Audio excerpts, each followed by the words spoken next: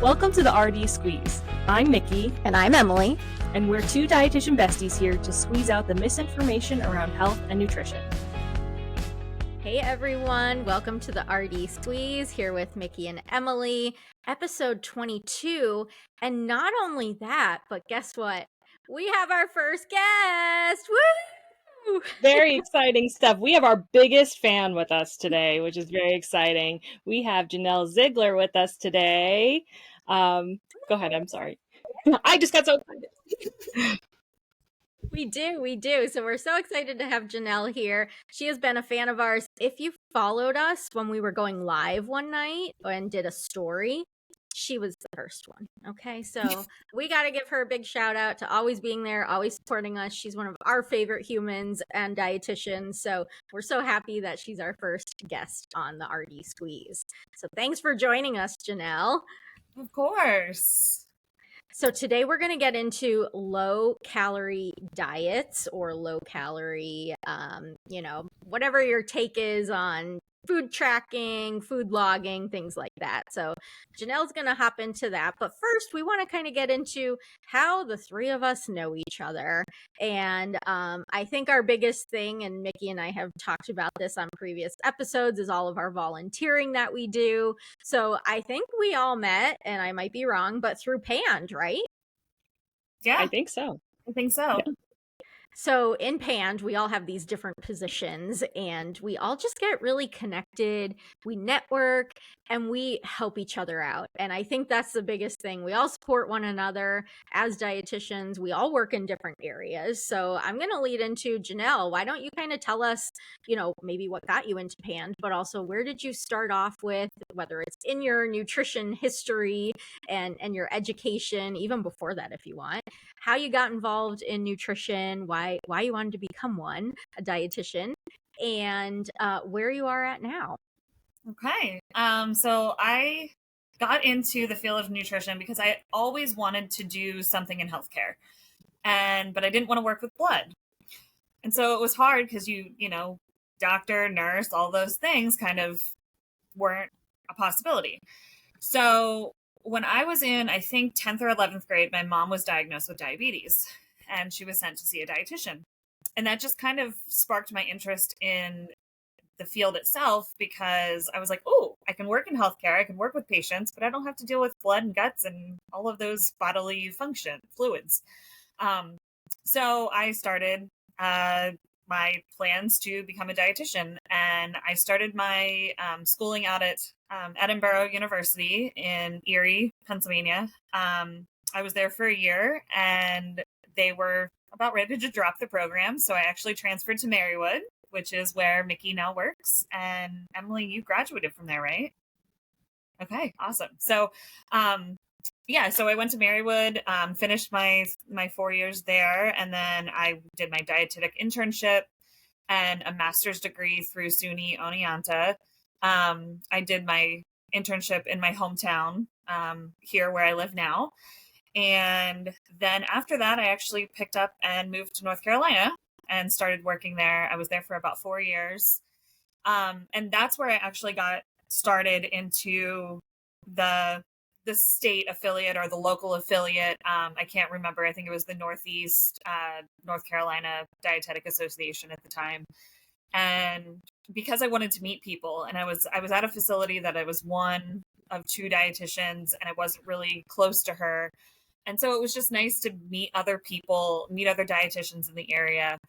And so I was involved with them for a couple of years. And then when I moved back to Pennsylvania, I immediately joined the Philly Dietetic Association when I was in Philly. And then when I came back to Central PA, here I am. I think my volunteering started out with CPAND, the Central Pennsylvania Academy of Nutrition and Dietetics.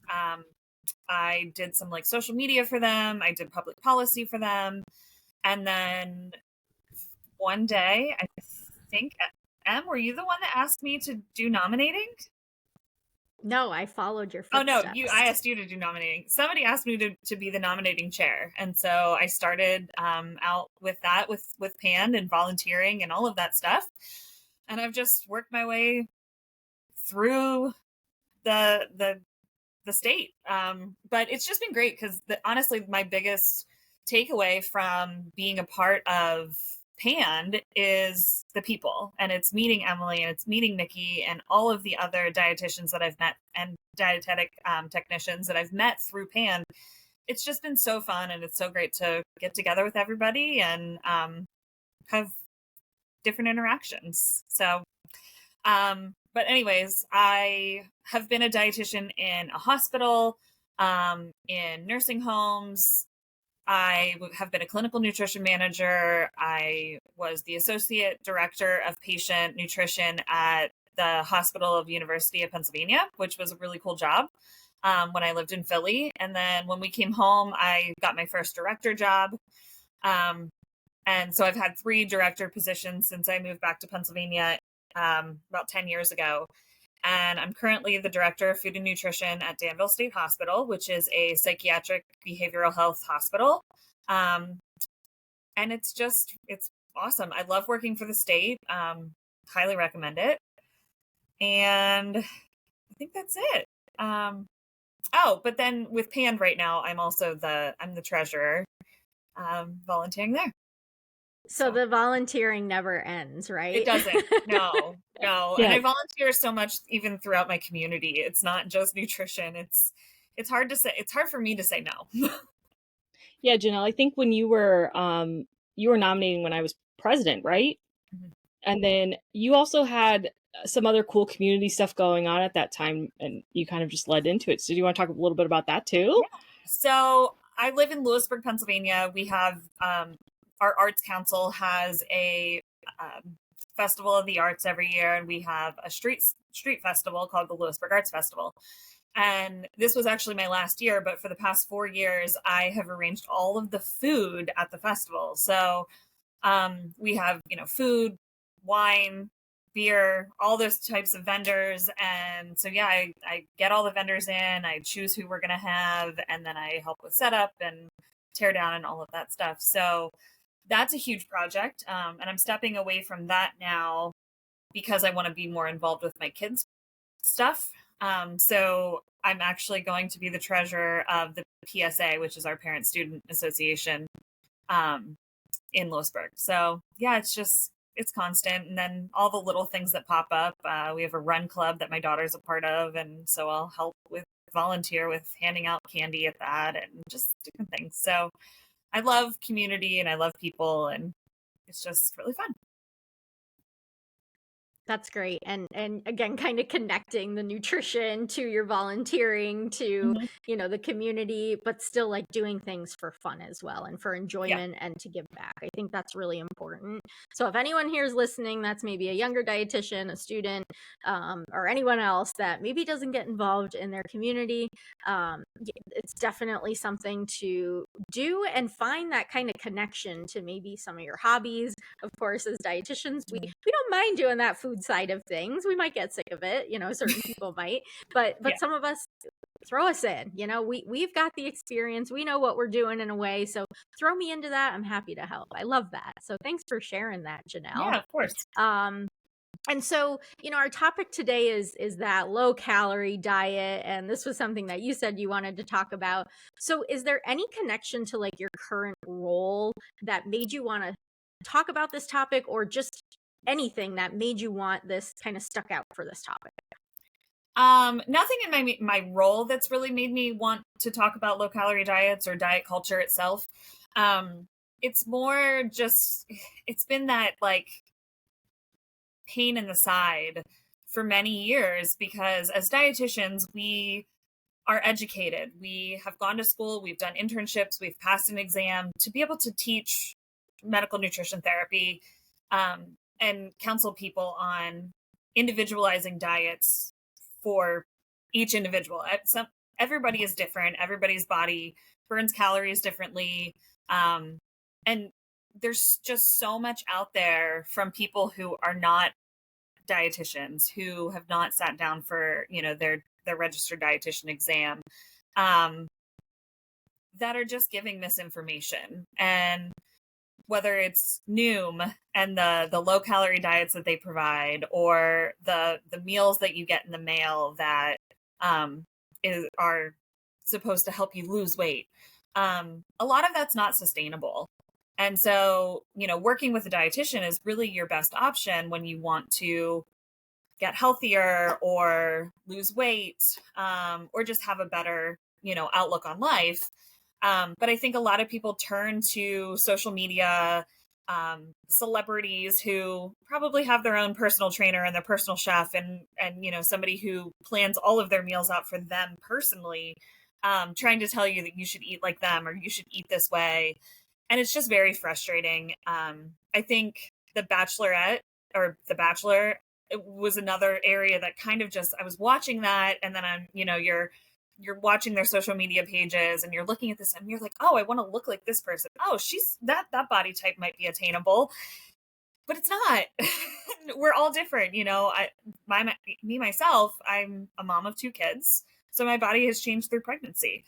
And a lot of people, just try to go to so many other sources without seeing the professional to really lose weight or get a better healthy outlook on life. So that's where this really started for me. Yeah, so Janelle, I have a follow-up question for you then on that. I mean, is there any particular moment where you were like just so frustrated with the misinformation that comes out about like diet culture, or just like anything in particular that like really stuck out to you? Because I think, we're always exposed to it, right? Like we're always like in little, like, I don't want to use like microaggressions as the word, but like it's always there. But there's just like, I feel like in every dietitian's moment that comes to the terms with like diet culture sucks is like there's a turning point. And I can think of mine. My turning point was, I think, like Gwyneth Paltrow. Like I have like a personal vendetta against her and Dr. Oz. Like I just hate them both because they've just made things so frustrating with their platforms and just like this miracle stuff. So is there anything in particular that sticks out to you? So there's 2 things in my mind. One, my mom, again, she's the reason I went into nutrition. She's a diabetic, has tried everything under the sun, but has never spoke to me about what she should do, how she should try to lose weight. And she doesn't need to, but she's tried all the shakes, and she spends so much money putting into these companies. And yeah, she might lose a little bit here or there, but what has worked for her the most is getting out and walking, getting out and exercising. And she's proven that to herself, but she wants the easy way out. And so she'll spend so much money on these products that I'm like, but are you really getting all the nutrition you need? Are you getting all the vitamins and minerals you need? And then what happens when you stop using the shake or stop skipping meals? You start to gain weight again. And that's the yo-yo dieting, which we can get into that a little bit later, is worse on your body than staying at one consistent weight. The other was, I was a patient in a chiropractic center, and he started. So he was a great chiropractor, loved going to him for chiropractic work, but then he started putting out all this information on nutrition and talking about, again, it was like a program that you would buy, and it's the special water you would buy to help lose weight. And it just irked me every time I went in there, because I was like, you are not a dietitian. Why do you think it's okay for you to give nutrition advice to people when you don't have the certification? And so I guess mine's not so much the social media stuff. It's not so much a celebrity or a product. It's just the personal experiences that I've had with my family and my friends using these products that I don't feel like it's right. So Yeah. And I mean, I think we're all around like the same age group too. And I think for all 3 of us growing up, I mean, Emily, I know you grew up in Germany, so I don't know how present it was, but like Janelle, I know like for us in like the 90s and like 80s and stuff, like it was like the thin is best kind of, or like, they had all these different products, like Slim Fast was like the huge thing. And like, I think,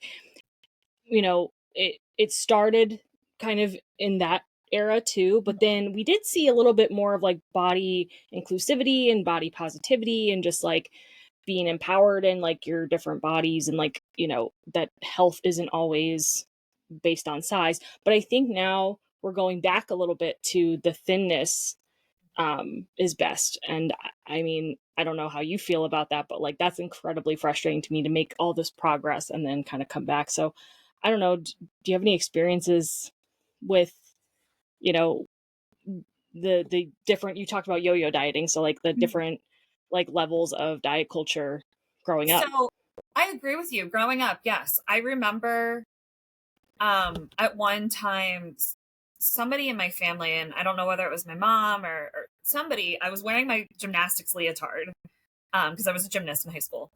And whoever it was just like poked my stomach and was like, "You're gaining a little bit of weight." And it was just like, do you know how strong I am? Do you know like what I do with my body every single day in the gym? And it was just so frustrating to me.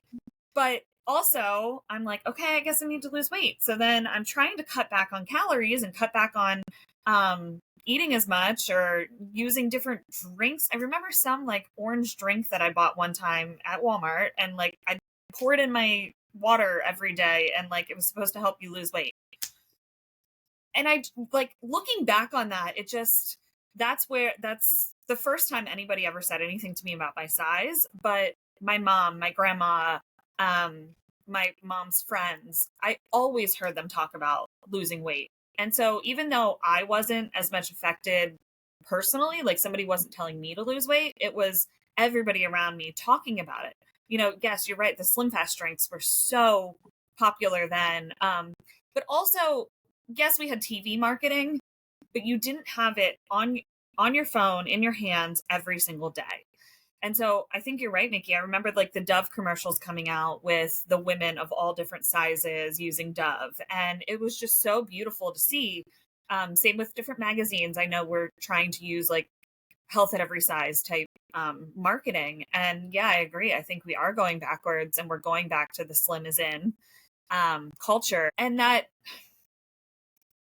definitely is bringing back all this marketing of different products for losing weight and for getting thin. But yo-yo dieting, the one I haven't had this experience because I've always just been the person that I just eat when I'm hungry. But I also rewind a little bit. I did go in when I went into nutrition. I know one of the things was I was so excited to learn the secret, like the secret of how to lose weight, how to have the best body, how to gain, muscle and all of this stuff. I thought that I would learn all of that in school, which you don't. You learn what's best for different types of diseases and what's best for different types of bodies. We're educated in that. So even though I hope to learn that, I don't think I ever really applied that like mentality in my own living. Like I've always been the person that I just eat what I want and enjoy life. Exercise has definitely been an issue in my own life of trying to exercise more and more to get a better body, but not so much the food. But yo-yo dieting is when somebody starts a diet, loses a little bit of weight, is happy with themselves. It's not a sustainable diet, so they slowly get off of it. And then you actually, usually, in most people, you gain more weight than you actually lost initially. And so then you gain some weight, and then you're like, oh, I need to start a diet again. So you start either the same diet or a new diet, and you lose a little bit of weight. And then as soon as you get off of it, you gain even more. And so I think there's many people out there that have never focused on just eating what your body needs and just listening to your own body to eat what works for you. And I don't know what that's like because I've never been there. But yo-yo dieting also puts a lot of stress on your heart, on your lungs, and so it's not it can mess you up even more than it can actually help you. So Yeah, and I want to touch on like when you're saying that, we're doing these low calories or the yo-yo diets. Typically we're restricting something. So in low calorie, it's not just we're reducing portions. Now, some people and like certain maybe of those products that come out on the market, yes, they're just shrinking portions. Like South Beach Diet's one where it's like you can still have your brownie for dessert. And that's okay. There's nothing wrong with it, but like you said, it's not sustainable, probably costly, right? In that sense. Like you could probably eat those foods, whatever they're making you, but you can't keep affording those foods. And you go back to buying your own groceries and preparing your meals, or maybe not going out to eat. But when we're doing low calorie too, and bringing in kind of some of those maybe celebrities or people who have a chef, and they're on maybe these lower calorie diets to lose weight. Maybe they have a movie that they're going in and they have to be a certain weight. What's happening is it's not that they're not being fed, but they're probably being fed if they're finding themselves hungry. They're being fed like cucumbers, peppers, like anything that is very low calorie. Yes, it has fiber in it. However, sometimes we need the carbs. As you're saying, our bodies need what it needs, and you eat what you feel like eating or what your body is telling you to eat, because that's what it needs. So if we're just continuously consuming cucumbers and peppers and fruit, and then maybe some salad and protein, and we're not getting what our body needs, yeah, we're going to lose weight, but it's not sustainable. And then you notice some of these celebrities go and gain the weight back. You see pictures of them. So those are the things that are not sustainable in our life to do low calorie. And one other thing I wanted to point out was when you look up low calorie. So first off, when you look it up right now, we're not getting PubMed research articles. We're not getting the meta-analyses that are coming out. We're going to websites like Noom, WebMD, which will give them some credit, but websites that do not have that evidence base behind them. So that's initially right now what has been coming up. It used to be, yeah, you got all the research articles on that. Unfortunately now, not so much. On the other hand, we are seeing that some of the low calorie diets then actually are more combined with like a ketogenic diet. And that's a totally separate topic that we're definitely going to have on here, but it's linked together. So what's happening? We're restricting a food group. We're restricting typically carbohydrates in that sense for ketogenic. And I think a lot of people think, and Janelle, you can kind of chat on this, and even Mickey, of course, low calorie, let's cut the carbs. And that's kind of the basis of it. What are your thoughts on that? Well, over the years, you've always seen the low fat or low carb products. You go to the grocery store, you're going to find the low fat yogurt, the low fat cottage cheese, the low fat whatever. You're going to find the products that say low carbohydrates on them, because they're always the things that diet culture tells you to cut out of your diet. Protein is pushed so much in a lot of diets, which a lot of people end up just getting way too much protein, which I know, Em, you can probably speak to that quite a bit. But yeah, I don't really know what to say on it. I just know that like that's always been a hot topic is cutting out carbohydrates, and you need carbohydrates to live. Your brain needs carbohydrates to function. Your heart needs carbohydrates to function. And cutting them out completely can also just drain your energy. And so again, it's not sustainable. I was going to say too, like people, when I say like glucose is like your brain's main form of energy, like, so if you feel like you're lethargic and, not able to focus, it's probably because you don't have enough fuel, especially carbs, in your system. And it's interesting to me too, because like I'll sometimes, like when I'm on social media, I'll get somebody that is like a carnivore diet or something, and they're like, oh, my inflammation has gone down so much and all this stuff. And I'm like, I and they're like, blood work is fine. I'm like, yeah, but like, I don't know. I don't trust what you're selling here. Like something is not adding up. And I don't know, like, if that's just like part of, the initial benefit of it or something. And I know that there's not like a ton of evidence, to support that. But I wanted to go back to something that you said earlier too, which was like when you're yo-yo dieting too, your body is like in a stress response. So it tends to hold on and gain the weight because it thinks it's starving. So that's the other thing, is like people don't understand, like when you're in such a low calorie state, you're not helping your metabolism. You're in a stress response. You're cortisol, I know that's a huge topic right now, like that's going through the roof, like, and then you're just kind of like holding on to whatever you do gain back. um and then even water weight, like sometimes you're bloating because your digestive system's all out of whack or whatever. And that's the other thing too, like when you're solely eating one food group, so like in the case of keto or like high protein, that's going to affect your gut too. And I know people say, oh, like it's usually like dairy or sugar or something, and it's like it's not. It's just like what your body's trying to like figure out what it's doing, and most of the time it's a stress response. Like it's just it's just like, what is going on, what's happening, because it doesn't know that you're on keto. It just knows that you're not getting enough nutrition from a variety of different areas. So I just wanted to like validate like what you're saying and like how that affects other people. But yeah, I don't know. It's crazy how people just think that like that's the solution, like that's the quick fix. And I don't know how to get people away from that quick fix of, you know, finding that out. And I think the other thing too that I wanted to mention that you said that I kind of relate to was like the secret, because I mean, for me, I've always been in a bigger body.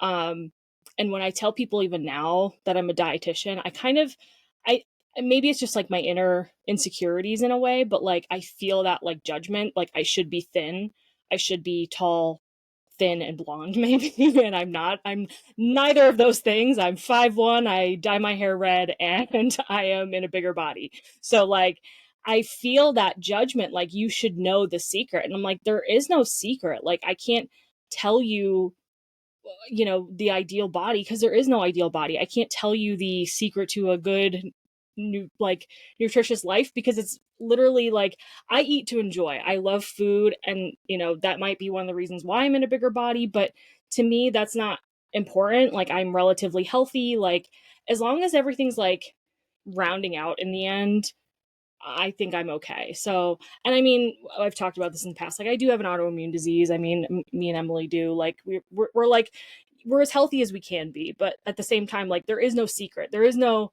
you know, I don't know if I'm going to live till I'm 110, or, you know, if I'm going to, you know, pass away at 60. Like, I don't know. I don't know what's going to happen, but there's no secret to any of that. It's really just like, I think that enjoyment piece comes with it too. Like, why consume your life with stressing about what you're eating and how many calories you're consuming and how many macros you're getting? Like, it seems like it seems dumb to me, like to consume your mind with that. But that's just my opinion. I had a patient when I was working in North Carolina, and I remember going in and introducing myself to her as the dietitian, and she had lost a ton of weight, and so we were trying to get her some like supplements and stuff. But the one thing she said to me, and I think she was like 91 years old, was my biggest regret in life it's dieting, is not eating what I wanted and constantly trying to shrink my body. And I just thought that was so cool to like talk to somebody who has lived a full life that was like, yeah, that was dumb. And I feel that way. I feel like you say, Mickey, with your autoimmune disease, that you might not live past 60, but you might live to 100. But also anybody, that's all of us. You know, you could get in a car accident tomorrow. Something crazy could happen in a week from now, or you could end up living to 100. So we're all, you know, in that same boat that you never know. So why not enjoy life? Why not live it to the fullest? That's my personal opinion. That was like one of my biggest mottos. I'm sorry, Em, I saw you unmute yourself. Like I was like, I never want to regret and be like, I wish I could have ate that. Like that was like one of my things. I'm like, because I'm a huge foodie. That's why I got into dietetics. Like I never wanted to be like, oh God, I wish I could have ate that. And I know like I mean, like for you, Emily, like you're like, maybe I won't regret eating gluten. Like I'm not gonna regret that decision. But like, for me, I'm just like, I don't want to consume myself with like, oh my gosh, I should have ate that, or have this guilt around it. And I do feel, I don't want to say like I feel sorry for those people that do feel that way, but I do, like in my brain, I'm like, I wish you had a better relationship with food. I wish better for you. And I'm sad that you feel that pressure. I'm sad that you feel that that is something you can't enjoy, and like you will have these regrets in life. And you know, I mean, we could also get into and I'll cut to you in a second. Like the reason why dieting is so prevalent too, especially among women, it's a patriarchal thing. Like it's specifically targeted towards women to keep us kind of preoccupied with that stuff, so we're, not engrossed in other more important issues. And I think, as women, I mean, all three of us are pretty, strong, independent women. Like we recognize that, like, that is also something that's meant to hinder us. And not to get like too like political in it, but like it's meant to distract us. And I think if you want to take any sort of power back, taking back that that lesson of, you know I don't have to do this. I'm okay in whatever shape, size, health I'm in, and I shouldn't have to worry about that stuff. But I'm sorry, I know I saw you on mute, but I just No, think and that's important too. I think that's actually a good point, kind of where I was going in a way, but on the opposite spectrum. But maybe that is the control that they have. Maybe there is some other control they're not able to have, and controlling their calories, controlling their diet is what they have control of. So in a sense, it could be in a way that opposite of, I can control this, so I'm going to. But again, to your point too, we wish that everyone could have that healthy relationship with food.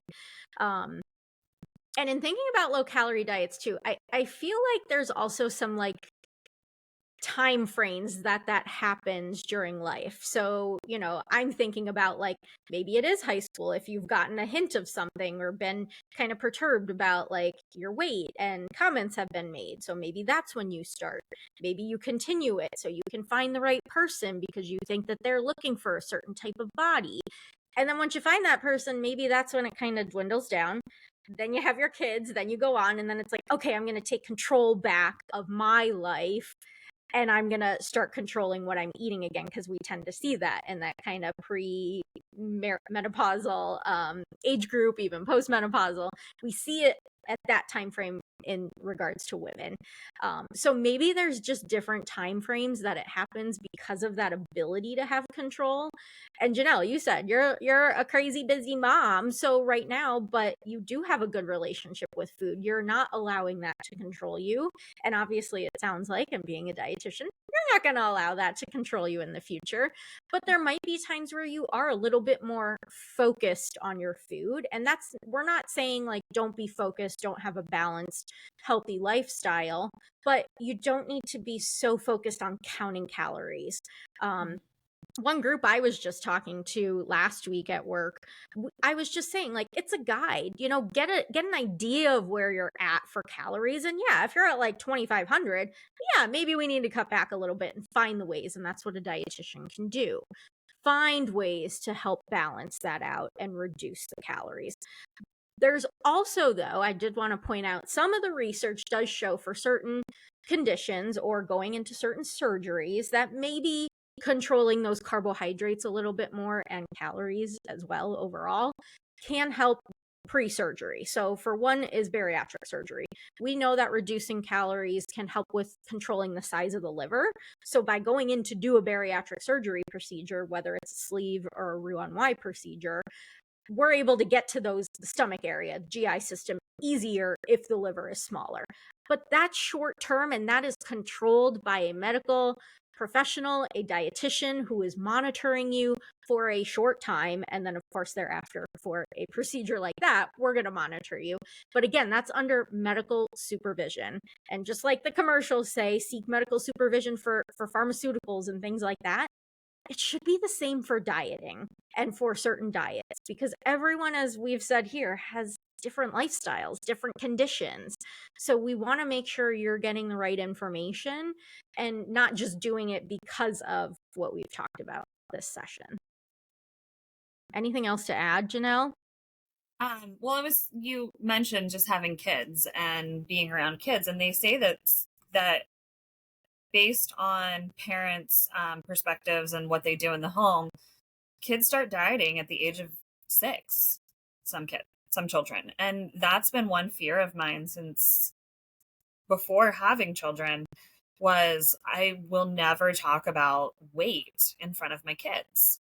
And it's really hard because my husband and I agree with that, and we are very good about it. We don't talk about weight. We'll talk about weight on the side between the two of us because he'll have questions for me or he'll be struggling with something, or same with me occasionally. But we never talk about it in front of our kids. But then you're around grandparents and you're around aunts and uncles and you're around just friends, families. And it's a topic of conversation more often than you realize until it's a focus in your own head.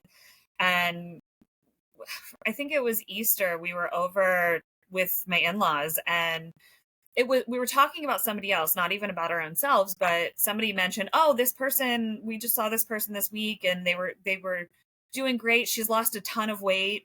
And my husband's response was, oh, that's great. And I was just like, not in front of the children. Like, making that a good thing in front of them makes them think, oh, well, I should lose weight. Or, oh, well, maybe daddy will like me more if I'm smaller. And again, I don't think my children are 3 and 6. My niece is 6. I don't think they were paying attention, but they're going to get to the point that they are. And so it's not just like talking about it amongst your husband and yourself. It's talking to your family members and saying, like, this is something that I truly believe in. Like, let's work on that. Let's work on not talking. But I think if I can kind of lead you into Yeah. maybe one last topic, I guess if you had to, kind of sum it up into maybe like 3 points, 3 to 5, whatever you want to do, 1 point even if you want. Like, what is like the biggest life lesson that you've learned about diet culture and like how to kind of overcome it in a way? Definitely talking with colleagues. I know the first time I really learned about like health at every size and those other types of diets that aren't as diety was through a colleague.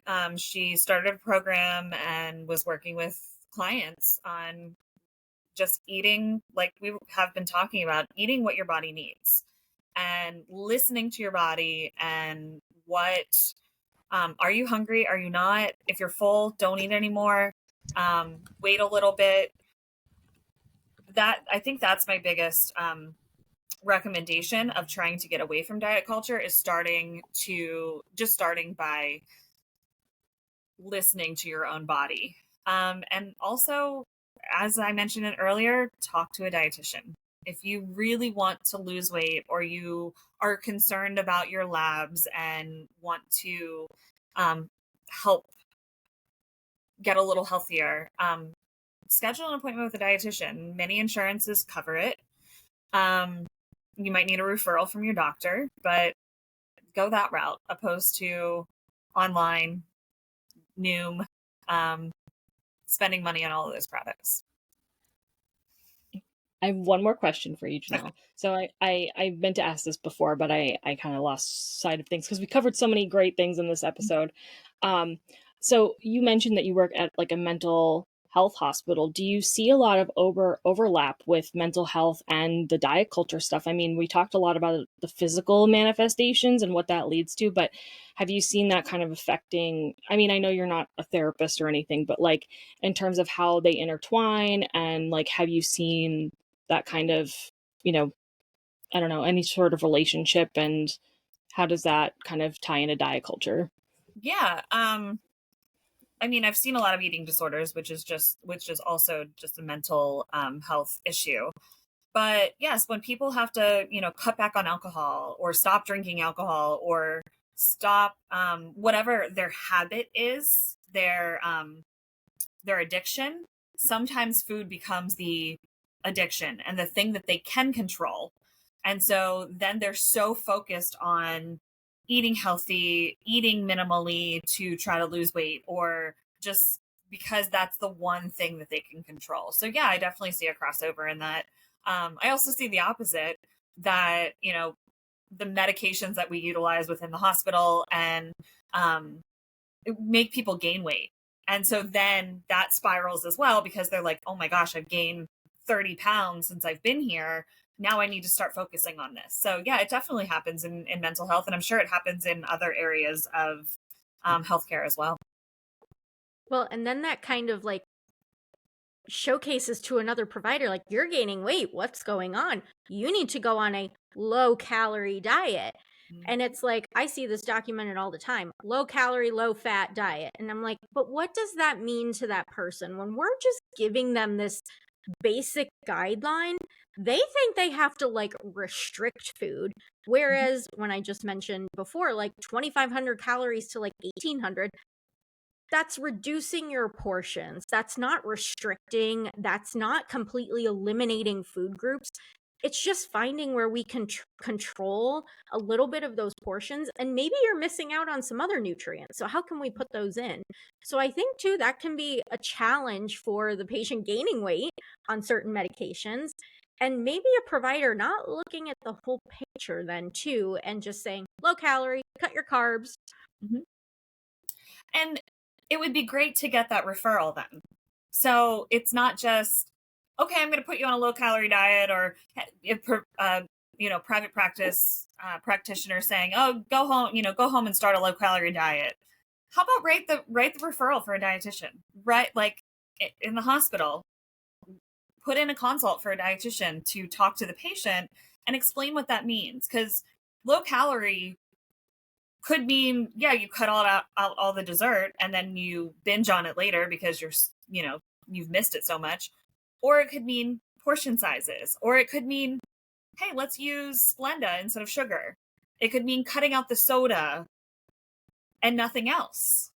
So sometimes it's just tweaking what you're already eating to reduce the amount of calories, which is something that you can only do on a personal level. If I told Mickey, cut out all the soda, and Mickey doesn't drink soda, what does that help?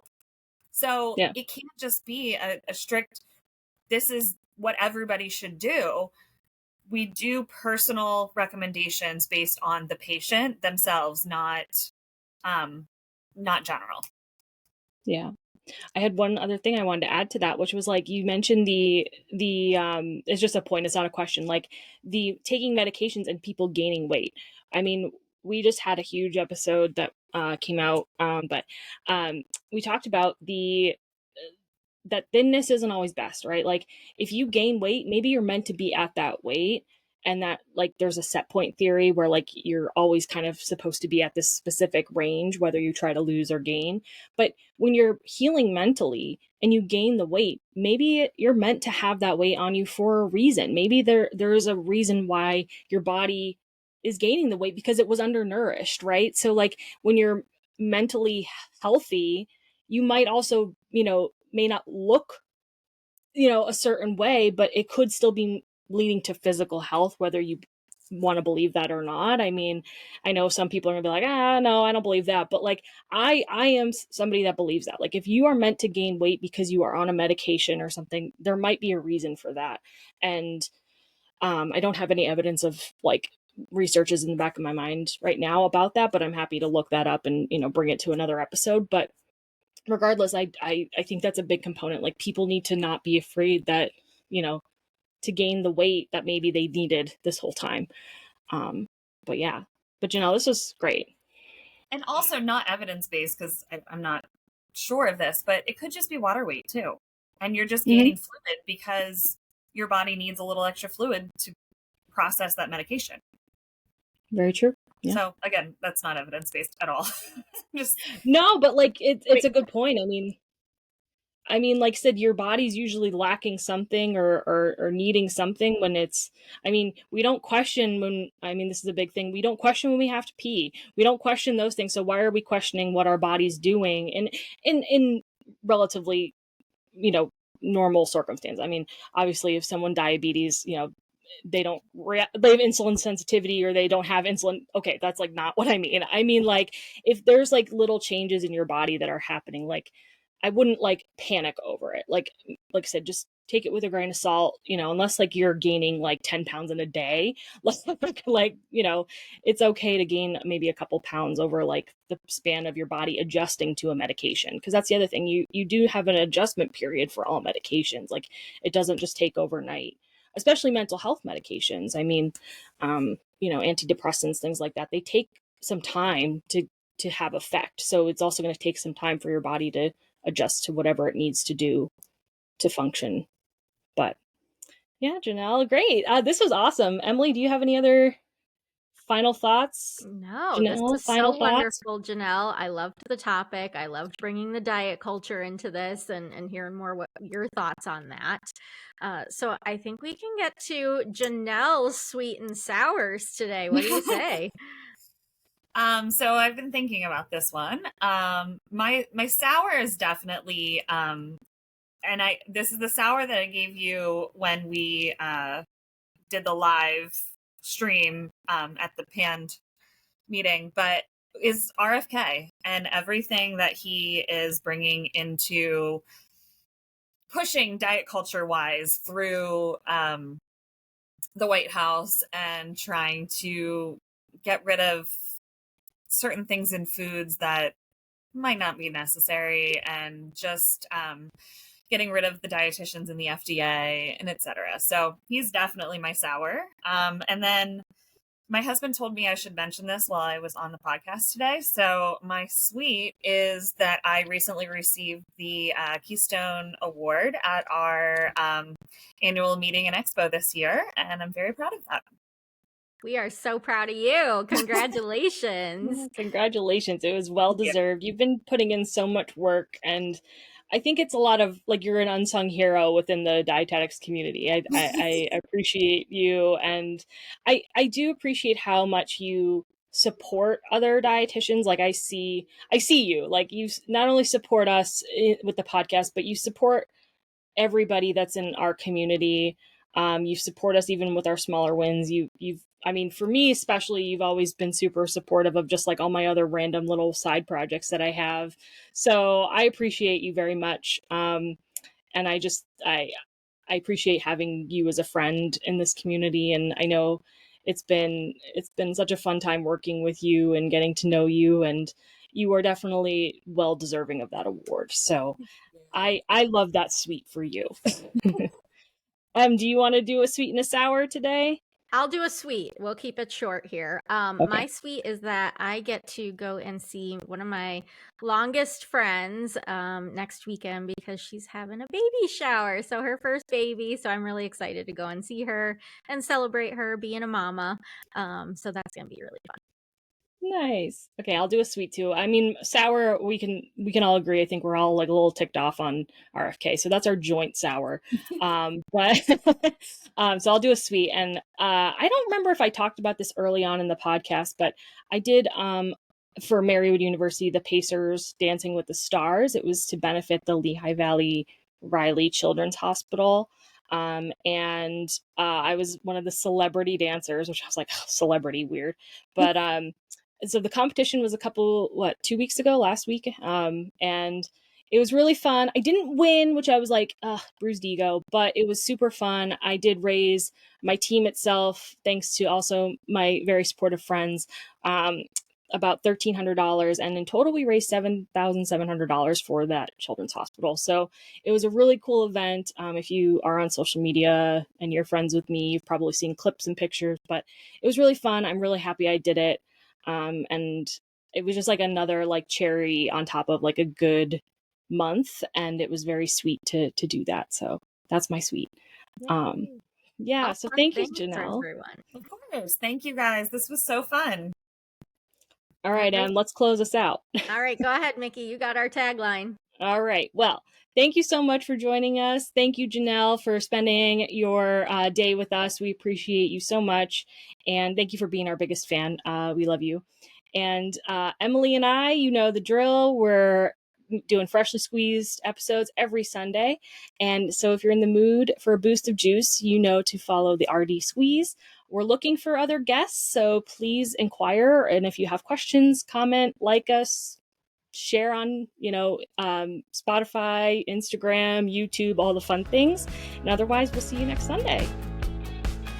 Be sure to follow us on Spotify, YouTube, and Instagram. We will always take topics you want to hear about, so message us for any topics you want to see covered on the RD Squeeze. Don't forget, it's dietitian with a T. We'll see you next time on the RD Squeeze.